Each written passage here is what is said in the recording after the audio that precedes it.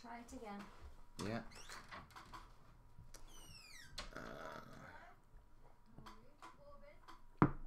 Stream is resumed. Right, it's looking green. Right, we seem to be back. It's looking green. Right, how's that? Bit better? Sorry. It's all right. There we are. Right. I don't know what's going on with YouTube lately. That was definitely a YouTube issue. Yeah, but it needed a bit of a restart. You know, the old switch it off, switch it back on again. Right, we are back. We're back to normal. Questions? We've got questions coming in. Right, let me start this properly. Right, Q&A show. Questions down below. Yeah, the viewers are going up as well, so obviously notifications have kicked off. Thank you. I'll tell you what, you're literally at the whims, yeah, of this entity that you have no way of communicating with or reasoning with. You know, I feel very much like a Roman citizen, yeah, at the whims of the gods of the internet. Right. You yes. know, Yes. Is the YouTube god of Zeus going to come along and strike me down or do something like that? It's like that much asked question. What exactly is the cloud? Yeah. Where is it? Where is the cloud? Somewhere over in America. Yeah, right, okay. Should take a little while for us to get back into the flow. Question doc is open. Links down below for the questions. So if you've got any questions you want to ask me, or if you've got any painting questions you'd like to ask Fred for this show, because he's joining us for the show, get them down in the Google Doc below. Now, on the Google Doc, all you need to do is head on over. You don't need to be logged into Google or anything. Just hit the doc, enter your screen name, what platform you're on, and what your question is, and we'll work through those in about 10-15 minutes. You know, once we're getting back rolling. Now, Kat is saying, by the way, Mel and Fred, thanks for getting the Thursday night back on. Thursday night is going to be a regular from now on. Yeah. My plan is to be in the studio every Thursday night. Kez is working, man. The kids are at my mum's, so I've got no reason not to be in the studio, to be perfectly honest. So I'm going to be in the studio quite a lot. I could do with your help with something on that. We are fundraising for a new monitor, big screen. I'm after a big second-hand one, as big as I can get, so I can see the comments while I work. Because even on this one, I'm finding myself having to do this a lot. Yeah, and I'm actually, the muscles in my back of the neck are actually cramping and chunking up. They will do through that repetitive action. Yes, yes. You need opera glasses. Opera kids. Oh, right. On top of that, we're raising the actual target for this show. How much do opera get? eBay will get a pair for 15 quid, won't we? I don't know. Probably, I was going to say probably be more expensive getting a new monitor. Yeah, I know, but I'm thinking, yeah, even if I get a new monitor, I've got to have opera glasses for the studio now, haven't I? Right, so it would be a unique token there. if anything is unique. Yeah. But yes, what do you call it? We are trying to raise for a new big monitor in the studio so you can see the comments. So if you enjoy the feed, if you enjoyed the show, links down below on how you can support me. And I'll be checking PayPal in about 5-10 minutes if you want to get your first donations in. If you donate via Streamlabs, we get a funny little announcement on the screen. If you go direct by PayPal, you'll have to wait till I check my phone, guys. Right. And breathe. Yes, so live shows are back in the studio. That went well. We had a good time, didn't we? Yes, it was good. Do you know I meant to make beaches and I completely forgot to make beaches? I know we made sandbars. We got into the sandbars, so it's such infinite detail, yeah. Thank you, Ardin. That's the stream going. Who's next? Yeah, we've got into the flow of what you call it, making the sandbars. But me and Fred have been chatting, and we've been chatting about, obviously Fred's for you guys who don't know this is Frederick Phillips, yeah? He's a lifelong, look how you perch yourself up there like that. I'm Frederick Phillips. He's talking about me now, better look dignified. Not on this show, mate, dignity goes out the window. Yeah, if we hit 3 figures, you're going to have to dance. That'll be a sign. Yeah, we're going to have to hit double figures. Yeah, we're going to have to hit 200 to make Fred dance. I can't make him dance for 100. Can't do that to Fred. He's got to have a split. But anyway, Fred's a lifelong painter. Oh, nice one, Marcus. Thank you, buddy. Thank you. Yeah. Oils, pencil, fine art. Yeah, landscapes, buildings. That's your main interest, isn't it, Fred? Yes. I started off with watercolour like everybody does, but I very quickly gravitated to oil painting. By the time I was 18, I was just oil painter basically. Nowadays, I do a little bit of work with colour pencil on paper because that's gives you a rest from the fumes of painting with oil paints all day every day. But yeah, I'm a dedicated oil painter actually, which strangely enough has now become a sort of like a rarity because so many people moved on to acrylic painting in the 80s, 70s and 80s. I stayed with oils, and now people are getting reinterested again in oil painting, you know. So you've seen a revival, are you? Oh, there's a revival of it, yeah. A lot of the old skills, things that people used to do years ago, are getting revived nowadays. I mean, you know, roof thatching, for instance. You know, nothing to do with oil painting or fine art, but these old kind of fashioned things, people are beginning to realise the importance. There's of worth in them, though, isn't there? Because there's effort and craftsmanship, and I think in today's society of mass manufacturing, and you know, we're pretty much, even with our consumer goods, we're disposable. I mean, okay, right, yes, I will repair the hell out of my washer and dryer until I can repair it no longer. But there are items that if they break, you know, I don't even consider getting them repaired. You know, I've seen, it's broken, get rid of it, get a new one. You know, disposable consumerism, isn't it? Yeah, but in that sort of like life, there is certainly, you know, a desire for craftsmanship and for uniqueness and individuality and those sort of things. We see that as a worth. Right. Yes. Well, you know, when you go to somewhere like Amsterdam and you see the Dutch painters paintings that are like 300 or 400 years old, and they look like they were painted like yesterday, and you think, my goodness, you know, and they're painted in oil paints, obviously. You think, well, wow, if they last that long so well as that, you know, if they're done well, how long is your stuff 300, going to be? 400, 500 years. Yeah. Then again, I mean, we've got portraits of old English kings that were done in oils, so your work is going to be around for centuries, theoretically. Theoretically, hopefully, yes. I mean, it does have like oil painting has a longevity. It lasts a long time. It's very tough. Once it dries, it's tough. Yes. Right. Let me just check the comments because we're rambling. Yeah, people are talking about Fred. Oh, thank you. Oh, we've got followers. We've got donators. B Moz has donated a £5. Thank you, buddy. Thank you. I'll have the big screen by Thursday. I'll be able to see properly. It'll be great. Keep it going, guys. Right, I have oil paints, yes, they are unbelievable, deep and beautiful colours. Right, yes. Oh, thank you, Pagan. My 2 Continental money units for this awesome host tonight. Well, we do want your questions as well. It's not just about the money. It's not just... Bob Geldof would never say that, would he? No, he wouldn't. Sorry, we were just...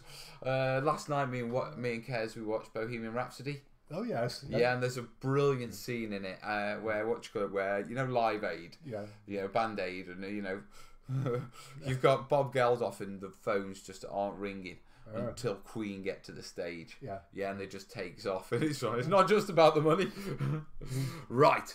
Yeah, okay, people are talking about you, sharing your website. What's your general interest for people on the stream? Models, wargaming, dioramas, something else? I tend to find with my streamers, I'd probably say it's about 60-70% wargamers. Yeah, and then the rest are, a mix of, you know, railroaders, general crafters. I mean, I know Kat is more of a diorama maker. There's a lot of fantasy diorama making as well nowadays. Game of Thrones, that kind of thing. Yeah, there is. There's a lot of diorama makers and a lot of diorama. You get your military dioramas with the guys who make the tanks and you know the scenes for those. Then you get the fantasy ones. Then you get like the Christmas themes. Kat stuff. She does Halloween and Christmas dioramas for sale in the US and stuff like that. That's so interesting, it falls into quite a wide remit. Yeah. The application is massive. I'm really interested as well in those museum exhibits that people make dioramas for. And if you've seen them. Oh yeah, educational dioramas. They're kind of enclosed in a case and the lid inside and everything. That's educational dioramas. Yeah, yeah, very interesting. Yeah, historical. Yeah. No, they're not dioramas. There's an art term for them. They have them in museums and places. Yeah, like that. the two brothers who do the McDonald's heads on the Chapman Brothers. Yeah, yeah, vignettes. Vignettes. Yeah, that's what they're called. Yeah. Right, people are asking me any news on the book. Okay, the book is coming. It is planned. We are tentatively planning the Kickstarter for March. Now, we didn't want to talk much about the book until Dave delivered on his book that he did his Kickstarter for last year, you know, because it's like, we don't want to really beat the drum, so to speak, until, you know, Dave has produced on what he promised. And Dave has produced on what he promised. Yeah, my copy landed, distributed from War Games Illustrated, I think, and it arrived on Saturday, and it is beautiful. Now, I wanted to see it. It's a beautiful book. If you don't know, this is Dave Taylor's, Armies, Legions and Hordes. It will be available on Amazon and things like that soon. Kickstarter copies are literally being shipped now. It's been printed. It's with distributors. If you haven't got your copy yet, it's just a matter of a short period of time. It's in that phase, so you're just waiting to come out. I think I got mine early because, you know, I'm in it. Yeah, so I think that's why I got my copy early. Yeah, I must admit, John from Beasts of War is also in it. Yeah, and he posted a pic of his copy before I'd received my copy, and even I was a bit knocked. I'm like, where's mine? Yeah, but they are. There's my contribution to the book. If you want to read it, you'll have to buy it. Yeah, it's quite good. But if you want to know more about this sort of stuff and more about book stuff, my book's coming up in March, which should be a good one. But this is a great read. If you're not sure what it is, yeah, Dave Taylor is a model painter. Yes. But he's a model he's better known as an army painter because he's known for projects. And basically, Dave wrote a project management book for the hobby. Oh, right. Yeah, and it literally is about how to manage large armies and large projects. You know, and how to keep it all in pace, all in tune. Amazes me when you keep thinking he's actually painted every model in this. This isn't like it is when you look at it over and over and over, and it's just there's so much work in there. Yeah, it's a really nice hardback book actually as well. It's good quality, isn't it? Yeah, so it's a nice quality book too. Yeah, I do like it. But. So, that's the news on the book. Right, moving on. Right. So jealous. The US distribution has been delayed. Rest of the world has theirs, not us. Oh, sorry, Cat. Oh. Sorry, Cat.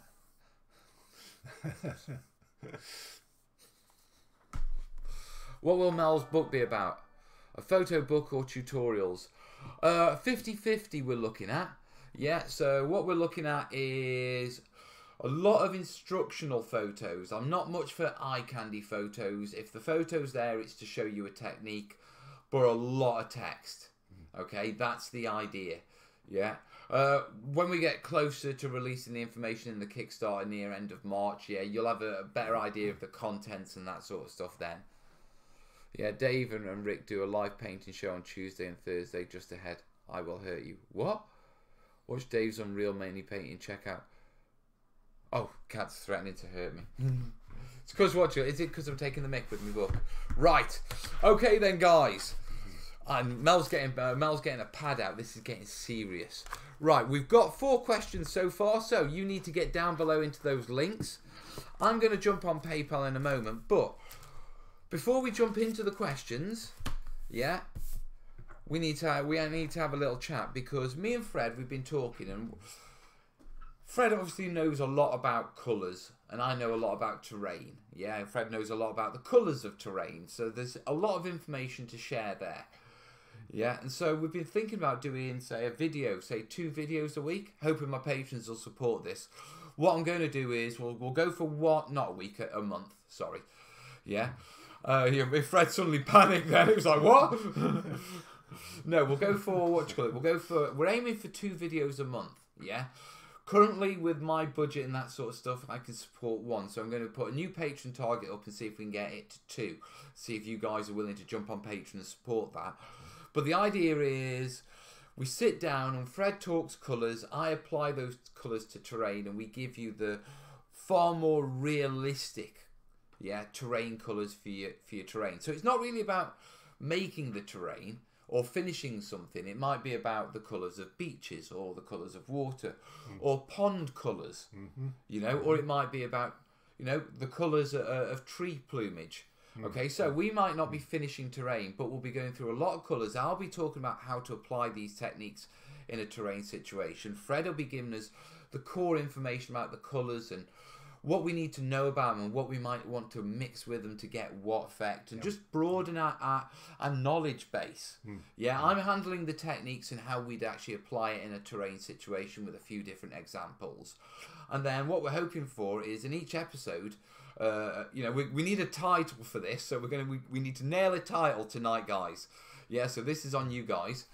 Yeah, so we need a title. Yeah, for Painting with Fredicus or something like that. Yeah, and we need a load of list of topics. Now we don't want it to run over half an hour. The reason for that is obviously I need to make so many videos. I need to do so much to make sure bills are paid and that sort of stuff. So videos have a time budget as well. So at most I can put to it is about 2.5 days. And from Fred's point of view, the most he can put to it is about a day. Yeah, and so we need to constrain it to about half hour's worth of footage. That's how it works out. Half hour is about 2 to 3 days for me, and with Fred jumping in probably about a day because he with the theory. I have the pre-prep of building the terrain and I have the post-prep of editing the video as well. Yeah, so that's the situation. Yeah, the joy of painting terrain. Yeah, no, Tim, it's not that sort of talk. I've heard the ship carrying the book to America is sunk. Oh, striking hand, stop scaring cat. Right, so first off, we're going to be covering beaches, and that's what one we're going to be giving a go this week, isn't it? So hopefully that should be out pretty soon for you guys. Of course, beaches in different parts of the world are going to have different characteristics. So, you know, there's no kind of universal beach, if you know what I mean. So we have to take into account the context, where the beach is. So let's pick a few beaches we're going to do. Right. Well, we'd want is a standard British beach, wouldn't we? Yeah, we could start off with the European or British, you know, kind of the kind of beaches you might find at, let's say, the D-Day landings, you know, the French coast. Yeah. Dunkirk. European Channel.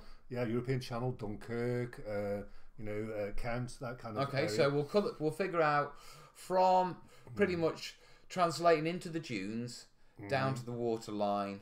Right. Yeah, the gradations of the colours and what our base colours should be using. Yeah, and the basis of the colour mix that we'd require to create that. But then again, you know, you can then jump to the Pacific, and beaches in the Pacific, obviously Pacific atolls, are going to have completely different characteristic than a beach that you might find. Okay, then right. So let's go for. We've got the European, the Channel. How about, before we skip to somewhere else in the world, how about we tackle muddy beaches? Mud flats sort of thing, because there's estuaries and stuff like that. Not every beach is sandy in Britain. No, of course not. Yeah, you do get like you say, like estuaries that run out through the beach and out into the sea. You're going to get a different thing going on there as well, including, of course, you know, greens for algae and that kind of thing. Yeah. So different darkings. So we can do a colour scheme on that. Yeah. So that's 2. Yeah. Pacific, you know, the sandy atolls and that sort of stuff. Indian Ocean, or the Pacific. You could probably use similar colours for beaches. Well, hot environment where it's dried and we're looking at that rich, bright sand, tropical sand. Tropical, yeah, I guess is what you call it, really. Yeah, and again, you can do this for absolutely everything, whether it's beaches, vegetation. Well, we can step through this with each of the videos. Yeah. Blackpool Pleasure Beach. Blackpool's another one. Yeah. You have real beaches down your way. Ours are gravel. Oh, I'm working on a snow world for 40k. Any ideas for painting ice water? Ice water's a grey blue. Ice water, yes, I saw a lot of that in Chicago because everything freezes there in the winter. Yeah, and Lake Michigan actually sometimes parts of that freeze, and it's incredible color. It's like this turquoise blue almost. It's quite incredible. Very very pale turquoise blue when it freezes because it's fresh water, not salt. Ah, right, got you.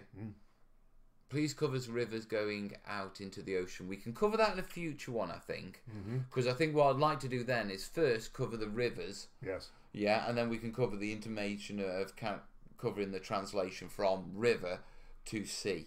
Yes, yes. I've got some interesting aerial photographs actually of estuaries in Alaska that run out into the sea. We could use those. Have a look at those if you like. Yeah. So we've got European Channel, we've got muddy, we've got Indian and tropical beaches. We'd probably like to round it off with 4 at the most for the beach topic. So what do you reckon? What other beaches? Any suggestions, guys? We're going to jump onto the questions in a minute. Oh, we got 18 watchers on Twitch. Hello, guys. Yeah, I'm very quickly just going to check the PayPals because there might be people that we are missing who are donating direct, not via the Streamlabs. Remember, guys, we are raising for the studio monitor and we are raising for my opera monocles, opera glasses. Opera glasses. I want a pair of opera glasses for the studio. That'll be epic.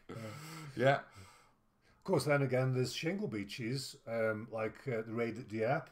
You know, Yeah. That was a shingle beach actually that they first landed on as a kind of like a dry run for D-Day, and it was the first time they used Churchill tanks actually, which got stuck in the shingle. Right. The shingle got stuck in the tracks. Well, and it just. Yeah, of course it'd get blocked and there wouldn't be. Yeah, and they quite a few of them seized up. Yeah, so it was a bit of a blunder, really. right. Not missing anyone on the old PayPal, guys, but we've got that covered. No, just palm trees. Oh, calm down. Are we talking modern beaches that are set decades in the past? The difference is the amount of rubbish on the beaches. Yes, that's true. It's true. I mean, when you go over and you go abroad, I mean, I'm not talking of going to tourist destinations, but when you see it just in the wilderness sort of things, it's Plastics, just a sea yeah. of plastics. Yes, yeah. Well, they say there's a part of the Pacific Ocean that's about 5 square miles of just nothing but floating plastic. Lanzarote style, really dark. Should we do volcanic? Because Lanzarote's volcanic, isn't it? Yeah, Lanzarote, Iwo Jima. Well, that would be relevant, wouldn't it? That's I think of volcanic. all the Yeah. because I mean, European mud and tropical. We pretty much coloured the vast majority of sandy beaches in that one. Yes. Yeah. Yeah. So if we switch over and we look at doing a volcanic beach as well as That'd be interesting. Yeah. Yes. Yeah. yeah, and that's our 4. So that's our 4 for our volcanic. I'll have to research that. Yeah, we both will. I'll need to check that out, to be perfectly honest. So that's the video we're going to record. What you call it? This week. Right. On, Yeah. Is that Tuesday? Or Yeah, Thursday? Tuesday. We'll do that Tuesday. Okay. Yeah, we are live on Thursday.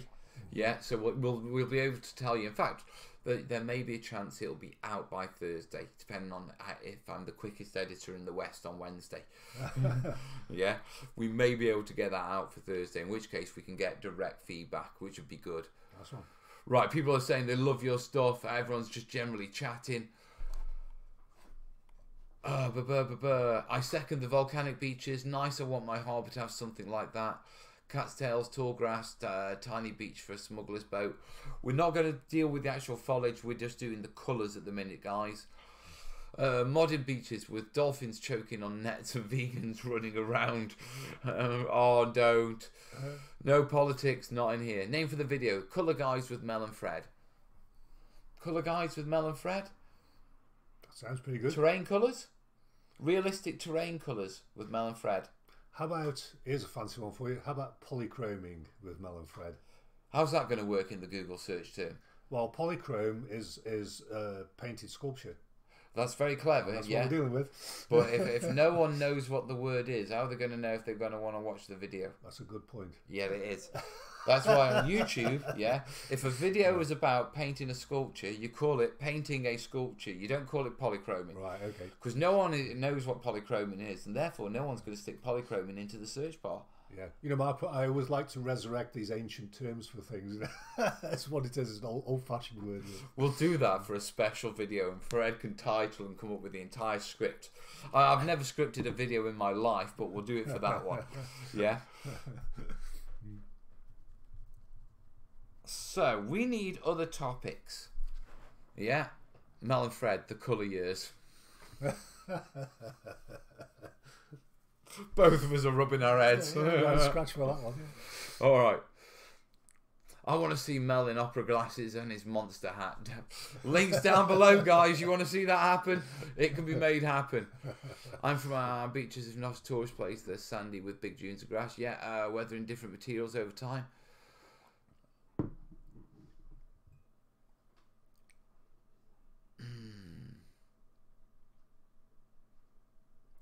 Mel and Fred, the colour years. Yes. That sounds good. Alternative title. I have to think about that one. In living colour, or has that been used? I don't know. I don't know. 21 subscribers, 21 watchers on Twitch. Hello, guys. Yeah, and 92 on YouTube. YouTube looks like it's finally letting people know we're here. Right. We've got our beaches. Next one, I think what we should do is we should do a video on basic ocean colours. Okay, yeah. Yeah, so not like the resin tints. No. But look, if you want to paint and then just put some gloss varnish over it, Yes. yeah, these are the colours we're going to do. Yeah, to create like an illusion of a... Yeah, yeah. the create, yeah. So basically, watercolours, you know, flat, so to speak. Right, yes. Yeah, so ocean colours. Right, yeah. This will be episode 2. Yeah, episode 2. Right, colour guides is a play on the colour guides found in the model. Colour guides with Mel and Fred. Maybe urban rubble colour ones. I'm facing a lot with this. Urban rubble. Urban rubble, that's an interesting subject as well, because you're going to get red brick, grey concrete, grey silver steel. Yeah. Lots of different kind of like textures and combinations of colours in something like that. Surprisingly, you would imagine rubble would be colourless, but actually it's filled full of colour. Yeah. Sorry, I just had that memory. Fred, what shall it? Fred recently, he decided he was going to paint a bit of the Spode Studios. Yeah, so he picked this beautiful building that's just outside our studios, yeah. And he did this beautiful pencil, what you call it, drawing of it. Yeah, and then the council knocked it down. And it was like, they knocked it down before you... Did you have a photo of the building? You didn't have a photo of the building. No. You had to go and get a photo of where, so you could say, look, you could see what it was like in the photo, just with the rubble. Most of Spode is rubble, to be perfectly honest, isn't it? Yes, I keep on thinking I better not do any more pictures of any more buildings, because every time I do a picture of one of the buildings, they knock it down. They do, don't they? How do you make realistic verdigris? Verdigris, that's the oxidization on copper. Would you like to do an episode on verdigris? That would be interesting, yes, why not? We'll talk about it because I can easily copper up a load of a load of old models. Yeah, and if you can come up with the colours and the style, we could, that'd be it. So verdigris, we want to do one on verdigris. It's an interesting one, yes. Copper is actually used in as one of the component parts of a lot of colours. There is copper in some of the paints, some of the colours. Don't lick your paints, dude. Don't lick your brushes. Yeah. Usually the green colours, actually. Yeah. The magic of colour with Mel and Fred. Martin's title: 50 Shades of Terrain. No. I like it, but no. Yeah, that took a better second drop, didn't it? Yeah. Okay. Instead of the Blues Brothers, the Colour Brothers. We're 50 miles from Chicago and we're wearing sunglasses. So if we're doing verdigris, we might as well do rust. Rust as well. Well, we could put that oxidization. We could do something on oxidization. We could include verdigris, oxidization. We've rust. got to be careful with the amount of work we put into one video. For half an hour. Yeah, it's not just the amount of work that you put in. Yeah, if we have to condense too much, we lose too much information. Sometimes it's better saying, no, let's roll this into a separate video and do it properly. Okay. The thing is, when you do, because of what I'm doing on the channel and trying to make a library of techniques, the idea of, well, if we skim short, we're going to have to revisit it in the future. Right. We might as well not skim short and revisit it properly soon. Do it properly, yeah. And do it once, do it properly, move on. Yeah, that sounds sensible, yeah. Rust as well. Rust, yeah. Which can come in a number of different colours, actually, depending what it is that's rusting. Should we do autumn colours? Because autumn colours is with struggles. Yeah, well, of course, autumn colours. You're talking about the fall of the leaves from the plants and the trees and the bushes and things. So again, massive amount of colour kind of variation goes into something like that as well. Okay, well, we'll have a chat about that one. We can talk that one over. I've never seen anything like the maple trees in North America in the autumn. The leaves are that colour. Absolutely unbelievable, brilliant scarlet red. You know. Hey, baby. Hey, baby, sorry. Oh no, I don't do uniforms and that sort of stuff. I do terrain watch. If you want uniform painting guides, you're gonna have to pick someone like the Army Painter, or what's it? I've forgotten what Pete's channel is now. Pete Harrison. He's a Stokey. Oh, right. Yeah, he paints. Yeah. He's a model painter. There was an episode of Dad's Army on just a couple of weeks ago on the TV where Corporal, whatever his name was, the Corporal Jones, that's right, yeah, says that he believed that khaki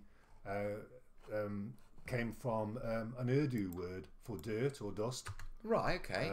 Which might be true. I'm not sure actually. I looked it up one day and it didn't say anything about that in the dictionary. But what it did say was that it could be a mispronunciation of the word kadar, which is an Indian homespun cotton. Which is also what they were made out of. Which is, so it could be either dirt or perhaps, an abbreviation of two, because both words, derivative words, sort of fit it. Yeah.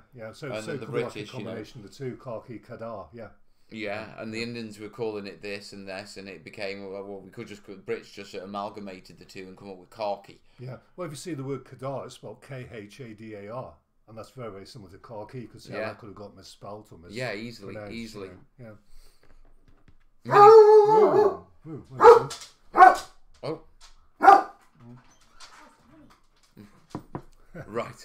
Right, let me check the questions. Oh, we've got 8 questions, so I better get stuck into some questions, and Fred can help along. We've definitely got enough to start us going with regards to what we're doing. We'll record this beaches video this week, and we'll give this a go. So I'll have to build us some beaches. Tomorrow. Simple slopes, that should be relatively easy enough. I'll have to do something for the special for the estuary one. Okay, ocean colours, verdigris, rust, and then autumn colours we can look at. And we can look at exploring more topics once the series sort of started. Yeah? Right, guys, I'm jumping into the questions. Before I do, obviously a shameless bit of self-promotion. Oh, pardon me. That's what you get for self-promoting. Curse me. Yeah, guys, if you've got a question, link down below to the Google Doc. Jump down below, head over to the Google Doc, leave your screen name, what platform you're on, whether you're on Facebook, Twitch or YouTube. Leave your question there and we'll work through it right now. And if you do like the stream, if you are enjoying it and you'd like to support our mission to get a monitor for the studio to help the streams in the studio, links down below to donate via Streamlabs and get an announcement on screen, or direct via PayPal. Via PayPal? The kinky payment system. PayPal. Yeah, and thanks very much for the support, guys. It is appreciated. Right, on to the questions. Tiger Tank on YouTube is asking, hey Mel, what's your preferable resin and why? And what can you put in a polyurethane resin, e.g. paint without it reacting? Right, okay, so my favourite resin at the moment is Glass Cast from Easy Composites. Yeah, they do a range of polyurethane resins. They do, I think it's 3, 10 and 50, which is sort of like the pore depths. So they've got a nice 50mm pore depth resin. Yeah, that you can pour some of their stuff even deeper than that. Yeah, but once you go over the sort of recommended amount, the clarity changes. So what they basically say is Glass Cast 3, Glass Cast 10 and Glass Cast 50, yeah, at those depths, it is still crystal clear. Right. But if you go over those depths, I think Glass Cast 50, you can pour up to like 15 centimetres deep in one pour, which is, in one go. So you wouldn't think it would set through, would you? No. I mean, it's quite a rare thing. Wow. You know, normally you have to do it in layers, and what you get is you get tide lines. They're called. Right. Yeah? Whereas this stuff has been designed specifically to pour in deep in one pour. Oh. Wow. Yeah. So you can do the encapsulating thing in it. Yeah. Yeah, quite easily. So it must cure throughout the body. Yeah, throughout the resin, thing. But what they say is, it's only crystal clear to 50 mils. Right. Yeah, the 50. And then after that, you know, you start to lose It gets because you're looking. cloudy. Yeah, because I mean, you're looking through a medium, aren't you? Yeah, of course. Yeah. So, right. So obviously, glass cast. I use it for that. With regards to what you can put in polyurethane resin, you can put. Oh, thank you, Tonky. Been loving following you for years. Love your vids. Haven't made any terrain yet, but hopefully this year that will all change. Fingers crossed, Nice buddy. one. Thank you. Right. So no. Anyway, to go back, when it comes down to resins, it's not about what you mix in with them. Polyurethane resins don't really work well with watery stuff. No, because they're like spirit based. Yeah, exactly. Now, you can get away with about 5%. Yeah, of inks, acrylic, you know, house paint. Yeah. Once you go over 5-10%, it starts to become this situation of you can get an endothermic reaction and it starts smoking and this sort of stuff. Wow. So it's not a matter of, as long as you stick to, you know, acrylics, acrylic inks, dyes, that sort of stuff. Obviously, don't go throwing petrol in there or something daft like that. But as long as you stick to like your normal paints or your acrylic range, then as long as you don't go over sort of 5%, you'll be perfectly fine. If you get near 10%, it's going to get iffy. But it's not so much what can you put in. As long as it's acrylic, you're okay. It's more about the ratio.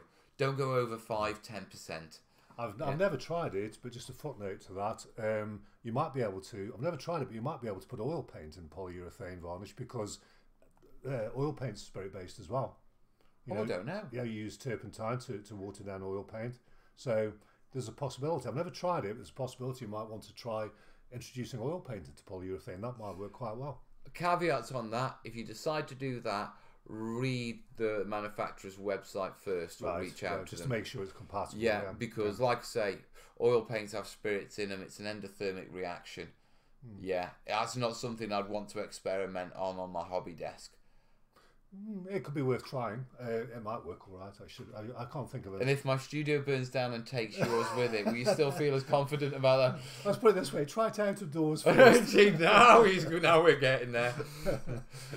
Pour 50 doesn't get a lot of bubbles. Pour 50?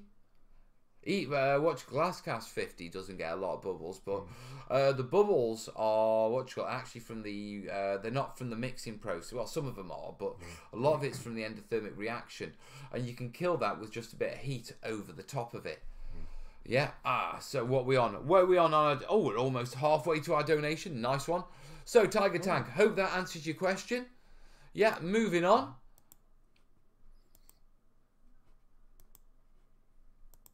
Yeah. Question 2. Right. Stallyman's asking, what's your favourite brand of 28mm World War II minis? Personally, I like the Chindits from Warlord. There are some other Chindit models out there, but they're a bit too chunky for me. They look a bit too 40k. Yeah, which is more the heroic, beefed up. They're not. I know, yeah. Yeah, you know what I mean. But no, I'm a big fan of Warlord's Chindits. They were actually one of the first models Warlord ever took on, and Warlord didn't make them. Warlord bought the company that made them, and they were made as a diorama set, just a set of models to paint and display. Yeah, they were never made with wargaming in mind, and so they had to sort of jerry-rig the rules for the Chindits around this model set that they bought before they even had the game or anything like that for it. It's quite an interesting situation. I'm still waiting for plastic Chindits. I will be forever. Pagan saying you could try enamels. Lots of model washes and inks are available as enamels nowadays. Yeah, I think one of the things I'll go back to is if you're going to throw something different in, check with the manufacturer's website and do it outside. Wear masks, that sort of stuff. Yeah, it's not a matter of throwing a bit of water with a bit of stuff. We're talking about an endothermic reaction and chemicals. Yeah, you never know what a chemical mix can do. I mean, toilet cleaner and bleach creates chlorine gas. You know what I mean? And they're two household objects that are sold next to each other. I think whenever, just to put a footnote to what you're saying, whenever you're working with any materials that might be volatile like that and you're not sure, you should always make sure that you're either out of doors, you know, so that there's plenty of air around you, or at least if you're inside, that you've got windows open. Yeah, so I think what you in those situations, so you know, there's times when as hobbyists, you know, we take risks with our health, with what I think we do. all creative people do. Yeah, actually, we do, you know, and we assess what we're doing, and we're like, you know, there's some things where it's like, I'm masking up for that, and there's other things where I'll be all right. You know what I mean? Yeah, but I think when it comes to experimentation, yeah, especially with chemicals, full ball. You know what I mean? Because you never know. Like I say, you know, bleach and toilet cleaner mixed together will kill you. Yeah, simple as. Yeah. Chlorine gas. Yeah, exactly. They'll kill you. So you never know in these situations. So if you're going to be mixing with chemicals, yeah, I really do highly suggest, you know, check the websites, reach out. I'm not suggesting you do try these things, but if you do, go safety first. Yeah. Right, Stallyman's in the comments. Well, yeah, Chindits are my favourite models, jumping back to that question, mate. And I do like Warlords models, but there are a wide range of manufacturers for World War II out there. Chindits from the Assault Group aren't very chunky.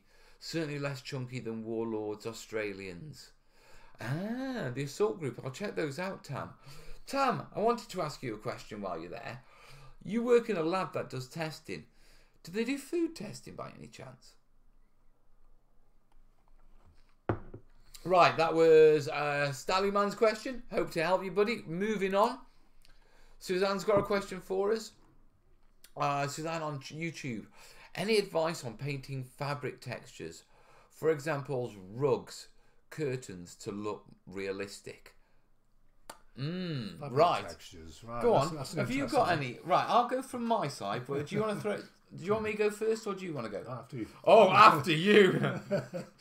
Right. Okay. One of the problems with painting fabric textures in models is quite often the texture of the fabric is so small scale that it doesn't show on the model, which leaves us with a flat surface. But fabric isn't flat, and intuitively we know that, and that's why fabric never really comes away looking right.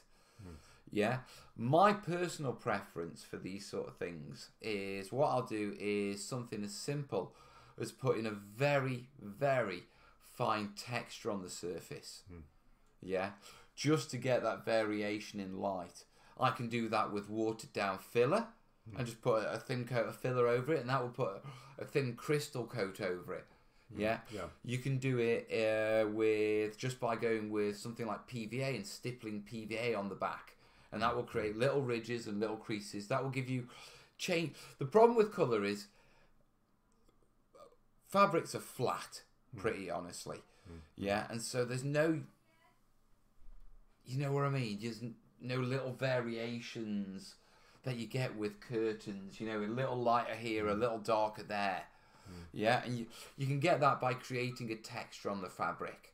Okay, so that's how I handle it, by creating a texture on the fabric, then applying my colours over the top. I would add to that I'd highly recommend using a matte paint. If you're painting any kind of fabric, then switch from a gloss to a matte paint, because you're instantly already halfway to a texture with a matte paint. And with curtains and things like that, actually, you can put a deeper tone in the folds and a lighter tone on the highlights. Yeah, so the highlighting, that's something we do. It'll really make it punchier to look at visually. You know, that's a way of kind of modelling in tone. Yeah, I mean, the highlighting stages is something we do quite a lot of anyway, because it's it's the only way you can really highlight. Yeah. You know what I mean, in that situation. Yeah. But the real challenge is that texture and that sort of You know, the sheen of material. How do you achieve that? Do you mean illusionistically? Yeah. Well, if something's got a shine on it, like armour or silk or satin or something like that, what you do is you find the place on it where the highlight or highlights are. Those will be the lightest points, and you paint those first.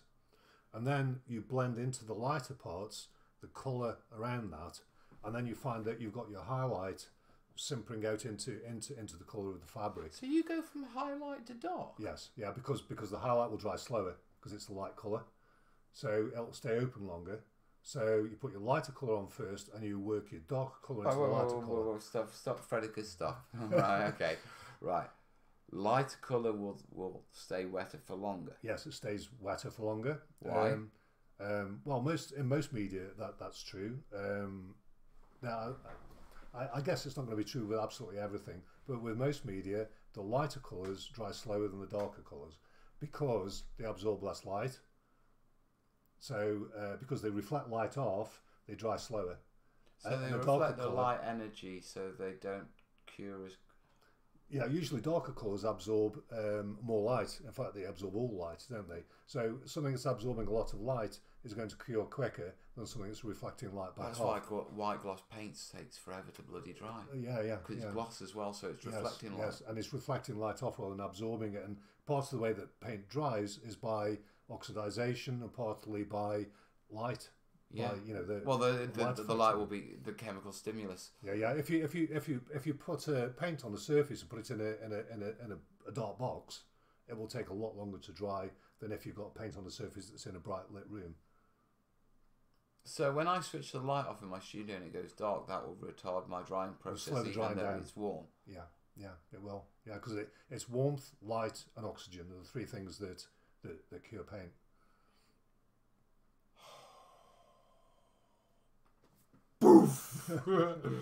That's really interesting.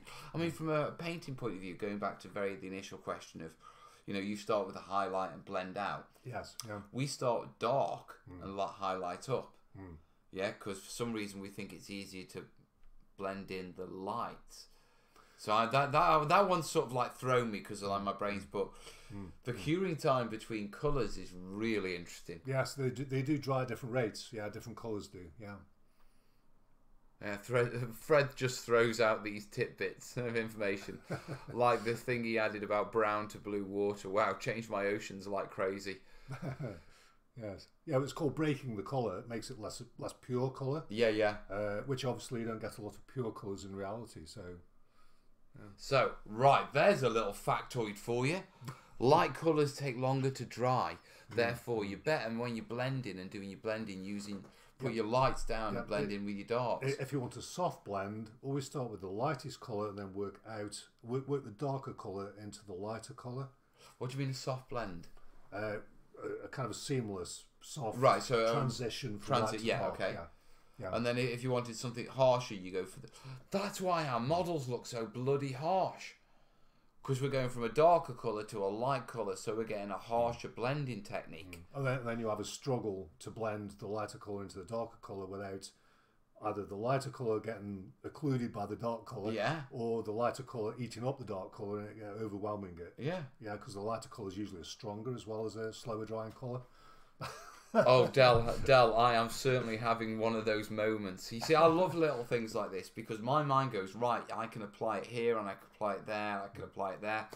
Right, we've gone on a bit of a ramble and a divergence there. So, Suzanne, I hope that answered your question, my love. Yeah, we've gone off what's called texture painting. We call it wet blending in miniature painting. Yeah. It's just new for me to hear about wet blending going from the light colour to the dark. Yeah, I've always done wet blending dark and you blend in your light on the highlights. Yeah, right, I'm very quickly going to check the old PayPal to make sure we're not missing anyone. Yeah, and then we'll move on, we'll get cracked on with these questions because we are an hour into the show already. I know, it's going well. Doesn't feel like an hour at all. Feels like 10 minutes. It always does when we're having a good show, mate. Always does. Am I missing anyone? Oh, there's got to be a better way of doing this. No, I think that's Donkey. Yeah. I don't think I'm missing anyone. Right, goats. Yes, if you do find this information useful, guys, sending a couple of nuggets via PayPal down below does help. Yeah, and it encourages Fred to come back as well.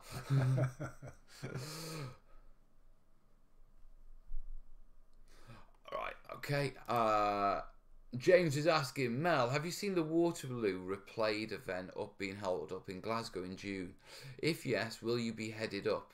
It's a 28mm replay of Waterloo's attempting a world record. I'm currently painting 75 Dutch Belgian horses.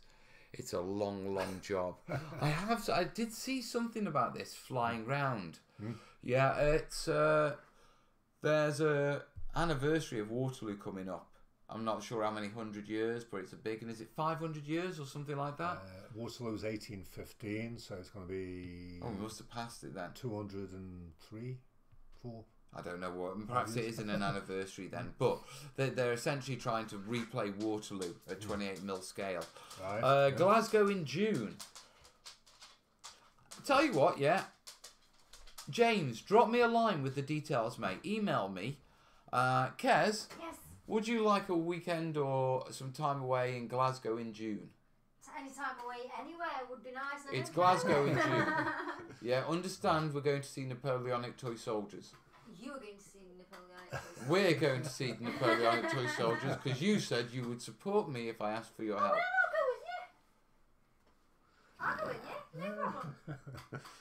No problem. Yeah. Yeah. All right, James. Assuming it doesn't clash with kids and that sort of stuff. Yeah. 204th anniversary this year. Yeah. 20,000 models. All right. Wow, that's impressive.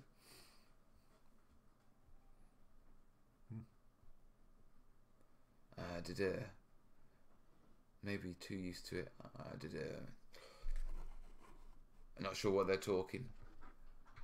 Right, James, you pop that over to an email to me, and yeah, we'll put that on the list, mate. Yes, one of the most impressive moments in military history was that critical moment in the Battle of Waterloo, Baby. when the Imperial Guard was sent in by Napoleon to break the British Army. The Imperial Guard was Napoleon's reserve. He always kept them for the last, as the kind of like the cutting edge to just finish the enemy army off. And he sent his Imperial Guard in, thinking that the British were finished. Wellington had retired his troops behind a ridge to get out of the way of the French artillery, because they were getting decimated by the artillery. So the first guards were removed from behind a ridge, and Napoleon, watching this through his eyeglass, thought they were retreating, thought it was a full retreat, rather than just a strategic getting out of the way of the artillery. So Napoleon ordered his Imperial Guard in to finish the job off, mistakenly thinking the British were retreating, but all the British had done is just go over the other side of the ridge, first guards, and Wellington was right there as the Imperial Guard came up the hill, towards the top of the hill, and just at the critical moment, Wellington shouted out, "Now, Maitland, now is your time," because Maitland was the captain of the First Guards Regiment, and they all stood up as a man, and they fired all three ranks at the same time, point blank, into the massed Imperial Guard. Now, you've got to bear in mind, the Imperial Guard for 25 years had never had a single defeat in a single battle, and they broke just there. That was they were finished then. They went back into retreat, and when the rest of the French army saw the Imperial Guard retreating, they said, bottled it. They said that was their elite. They said that was it. They broke their morale completely. Yeah, just that moment, just that timing of just that moment. Watch it. Jimmy's saying it was the middle guard that was sent in to attack the British line, not the old guard veterans. Oh, he's probably right technically. Yeah. All There's right, probably then. some old, young guard in there as well. But... Some young guard as well, the middle guard. Mel makes lots of vids, that's certainly sure. Right, okay, moving on with the questions. I've got a question from Al on YouTube. I want to make some rusty chain link fences using a bit of old plastic sprues and the metal mesh sheets that you can buy to block vents from rodents, yeah? I have some rust effect paint I plan to dry brush on. Should I brush it on the bare metal or spray prime first? If so, what colour should I use? I would go with a spray prime of a grey, to be perfectly honest. Yeah. Chain link fences aren't shiny, they're galvanised. Yeah, and so they tend to be. Right. Yeah. They tend to be. They look more a bluey grey. Yeah. Yeah. Now try and get hold of a spray bluey grey. You're not going to get one, but you can get away with a neutral grey, so such a Halford's grey. So I'd spray them with that. Okay, and then what I'd do is I'd probably come in with a thin wash. Yeah, because what the wash will do is it'll pick out the corners and pick out the details, and they'll give a little bit more definition. Yeah, but other than that, you're good to go. Yeah, so you want like a blue grey, basically, like a bluish grey. The problem is you're going to struggle finding that in a primer. Yeah. You know, so you're better off going for a grey. You can get a neutral grey from Halfords. They're dirt cheap. Right. Yeah. Yeah, and Halfords are really good primers. Yeah, and then just go in with a wash afterwards, and just go in with like a light brown wash to sort of dirty it up, and then give it a bit of variance across the piece. You know, because that's the challenge. You know, when you do these things and you do a particular colour over a large area, it's flat, and you'll know this. You need to break it up. Absolutely, yes, yeah. Make it more visually interesting, and nothing in reality ever ends up looking like that anyway. Oh, thanks very much. Are you sure that's okay? Cheers. Yeah, that looks lovely. Doesn't look like tea at all. Have a malted milk, please. Yes. Thank you. Anything else while I'm here? Just tell me now before I go sit. Come on. I'm fine, thank you. That's smashing. Thank Oh you very no, much. Fred, I know it's him. He's going to keep like sending you back in. He's going to keep shouting because he does it on purpose. No, you're right, darling. Wouldn't Space Wolf Grey do that? Yeah, actually, Space Wolf Grey is a bluey grey. That'd work perfect. I forgot their Space Wolf. I forgot GW do spray colours. I very rarely use them, guys. Right, okay. So yeah, Al, that's how I'd tackle that. Okay, question from Max. Mal, so great you're back in the studio, so I missed those. My question is, what materials... Just give me the biscuit tub, why don't you? Right, what materials for white picket fences would I use for 9 or 10 mil stuff? I'd cut them out of balsa wood, mate, to be perfectly honest. I'd make your own. Yeah. The moment you sort of fall out of sort of scales and that sort of stuff, and you know, if you can't use your coffee stirrers or your cocktail sticks for the right size, it falls down to cutting your own out of balsa wood and all that sort of stuff. Yeah, lollipop sticks are useful as well for anything like that. Yeah. Use lollipop sticks. Yeah, we used... Well, you see in my studio, I've got tons of them. Absolutely tons of them. Very useful things, actually, yeah. Yeah, so whenever you're falling out of scales, it's make your own time, isn't it? You know what I mean? Right, moving on. Red Green's asking me, what soda drink should he have if he goes to Chester Zoo? Chester Zoo on a hot day, have a Pepsi, mate. Red Green. Right, no, you've had one. You're not having two, Red. Okay, Cat. Right, this one for you, Fred. How are your hands and wrists? Fred recently went through surgery to have bone bits shaved, didn't you? Arthritic bits. I had a trapeziectomy on both hands, a year apart. I had the left one done about just over a year ago. The right one was done just 3 months ago. And yes, thank you for asking. And I'm healing quite well. I'm a good healer, apparently. So I should be back to painting quite soon, regularly. I've already been back into the studio for a 3 or 4 hour bouts here and there, but not proper length days yet. But soon, in a week or two, I'm sure I'll be back. Right, fingers crossed. Again. I bet you're itching, aren't you? Yeah, oh yes, it's something I've done for 45 years, really. So you miss, obviously, not doing it when you've done it for that long. Yeah, of course, of course. Menno saying, hi Mel and Sir Fred. If we're ever in Holland, The Hague, yeah, he'd like to invite us to Panorama Mesdag. Yeah, it's the museum where he works. Let's have a nose, just out of curiosity. Interesting. Panorama. Because Panorama sounds a bit, what do you call it, model. Oh, yes. Oh, this is interesting stuff. Wow. So what is it? English. Oh, it's a what you call it? It's an immersive painting, but you view it, and it's 360 of the. Right. Yes. Ancient virtual reality. How interesting. Yeah, it's like one of those panorama. Yeah. 360 degree. Yeah. If we're ever over there, we'll take you up on that, mate. Yes. Yes. Thank you. Very interesting. George is saying he liked the studio video. Nice one, matey. Right. So that's Kat's question asked.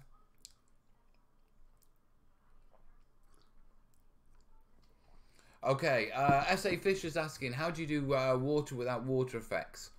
Clear plastic sheet, foil, acrylic medium. What's quick, easy, looks good? Working on these rice paddies. I'll tell you what, mate, I'm not going to answer that question yet because I literally covered that in Tuesday's video that's coming up this Tuesday. Yeah, there's a load of techniques with silicons, Mod Podge, varnish, Artex, all sorts of stuff, yeah? So, I'm not going to answer that. Wait till Tuesday. The first of the Coastal Beaches videos comes out, and part of that video is core techniques for water without water effects. So, literally what you've just asked for. So, that's going to be coming, literally, that's out on Tuesday. Or if you're a patron, that's live on Patreon now.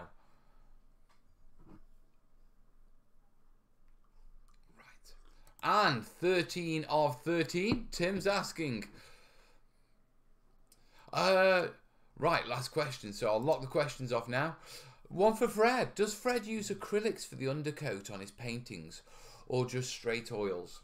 Well, that's a good question. Yeah, I was in Puerto Rico a few years ago talking to a lady whose husband used to be a painter in oils, and he used to underpaint in acrylic and then overpaint in oils. And she told me that he'd had technical problems from doing that because apparently acrylic paint isn't designed to be overpainted in oils. It's, you know, it's designed just to be painted in acrylics basically. And the confusion arises because quite a lot of acrylic primers you can paint over with oils, but there's a difference between a primer and a paint. And they're both acrylic, but the primer is an acrylic that's been kind of specifically designed to be overpainted with oils, whereas regular acrylic paints aren't. So I would recommend not actually using acrylic paints for underpainting. What I do is I just use my oil paints and I just thin them down with a huge amount of terps and put underpainting on with watered down, you know, with terps down oil paint, which dries very, very quickly, and you can overpaint it pretty quickly. Really, it depends what the colours are, but usually within a month and sometimes within a week you can overpaint something that's been you know, terps to down, if you know what I mean. So I use very, very thin terps down oil paint for my underpainting. Never right, acrylic. there you go then. Right, what are we on? 10 past. We've got 5 minutes. We've got a brew, haven't we? Right, have you got any questions in the comments? I've switched the question form off now, so we'll just stroll and chat with the comments.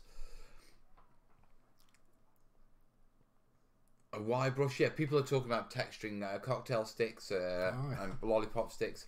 I like wire brushes for knocking them out on mine. Yes, wire brush is very useful for texture. Well, you've seen the amount of wire brushes I've got, haven't you?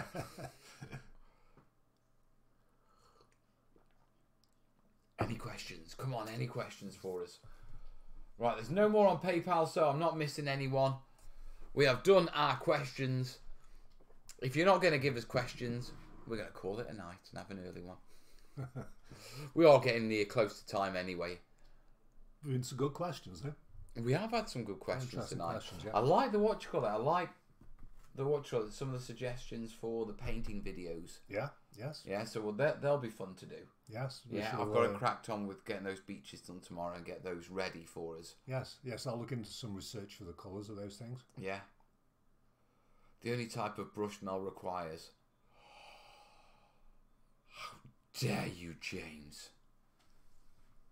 I do use a normal brush. I know it's not long, but it still has to go in the same direction. Right, I think I'm going to call it now, guys. Not a question. I'm just about to make some terrain glue and lob it on a wire tree. Well, have fun, Grimlock. You know, my granddad always used to say, how fast can a swallow fly? An unladen swallow. Grass doesn't grow where there's a lot of traffic. Is that what you... I've always put it down to the simple fact that once you've worn a crap hat, you're never going to watch. You're never going to have a full head of hair. Really? Yeah. Yeah. You look at it. There is no British soldier with a full head of hair by the time he comes out of the army. Yeah. Well, because of the hats. Yeah, because you know, you crap at. And so it's just always the same. Right, guys, I think we're going to call it now. We've had a good show. Yeah, so they always say leave it on a high note, don't they? Right, let you know what's going on. Tuesday, there is definitely a vid out because it's already out on Patreon. If you're a patron, head over to Patreon. You can watch it early. We're recording another vid for Thursday. There should be more headlands and that sort of stuff coming up next Tuesday. Thursday night, we are in the studio. Yeah, we'll be cracking on, and I don't even know what we'll be doing. Yeah, I'll be doing some terrain stuff. Fred's hanging with me. We might even play a game of tanks, because I've been teaching Fred tanks. I'll be practicing. Have you? Yes. Oh, nice. Battles on. I'm going to have to get myself some 15mm scenery. I realise I've got no 15mm buildings, yeah, or scenery in the studio. Yeah, so we were playing. I'm the terrain tutor. We're in my studio. We're surrounded by terrain, and we're playing with cut out terrain, aren't we? Oh, right. So, guys, I will love you and leave you. It's good night from me, and it's good night from me too. I'll see you soon, folks. All the best, yeah? Cheers. Bye-bye.